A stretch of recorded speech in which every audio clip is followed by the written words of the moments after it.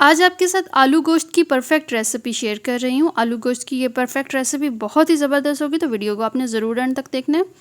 Beef यहाँ पर ले रही हूँ और बीफ को हमने अच्छा सा वॉश कर लिया, बोटी नॉर्मल साइज़ में रखी है। एक प्रेशर कुकर ले लेंगे और उसमें हम ऑयल ऐड कर देंगे, हाफ कप ऑयल ऐड करेंगे। मीडियम साइज़ के 2 प्याज करेंगे और प्याज को हमने ब्राउन कर लेना है। प्याज का हमने पेस्ट रेडी कर लेना है और जो बीफ था उसी ऑयल में हमने इसको अच्छा सा फ्राई करना है, ताकि इसमें से जो स्मेल है बीफ की वो बिल्कुल ख़त्म हो जाए और कच्चापन ख़त्म हो जाए। नमक आपने ज़रूर साथ ही ऐड कर देना, ताकि नमक का जो टेस्ट है वो बीफ के अंदर अच्छा सा मिक्स हो जाए। यहाँ पर बीफ को अच्छा सा फ्राई करने के बाद इसमें लहसुन और अदरक दोनों पेस्ट ऐड कर देंगे, एक एक खाने का चम्मच है। अब यहाँ पर लास्ट पेस्ट ने इसमें आपने ऐड करके इसको फ्राई करना है। फिर इसमें कुछ मेन स्पाइसेस जाएंगे, जिसमें लाल मिर्च पाउडर है, हल्दी पाउडर, धनिया पाउडर, कुछ खड़े मसाले हैं। अब ये मसाले ऐड करने के बाद हमने मसालों को अच्छी तरह से भुनाई करना है, ताकि मसालों का जो कच्चापन है वो ख़त्म हो जाए, साथ ही जो बीफ है वो भी अच्छा सा भुनाई हो जाएगा। अब यहाँ पर जो हमने पेस्ट बना के रखा हुआ था प्याज का वो भी ऐड कर देंगे, थोड़ा सा खंगाला ये भी ऐड कर दूँगी, ताकि कोई भी चीज़ वेस्ट ना हो।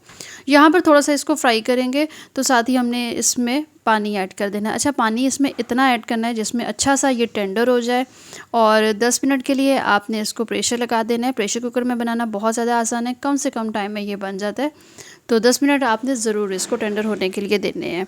अच्छा सा यहाँ पर जब टेंडर हो गया है बीफ, तो ये देखिए यहाँ पर बहुत ही सॉफ्ट टेंडर हो गया, तो इसमें हमने फिर आलू ऐड कर देने हैं।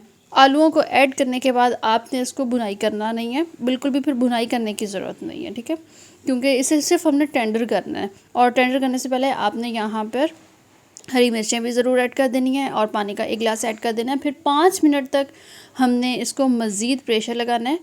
और प्रेशर कुकर में बहुत ज़्यादा आसानी होती है, जल्दी बन जाती है ये रेसिपी।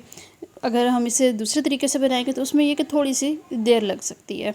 यहाँ पर 5 मिनट जब अच्छे से कुक हो गए तो लास्ट पे हमने इसमें गरम मसाला ऐड किया। बहुत ही ज़बरदस्त यहाँ पर आलू गोश्त की रेसिपी बिल्कुल रेडी होगी, जो बिल्कुल आसान वे में बनाना सिखाई है।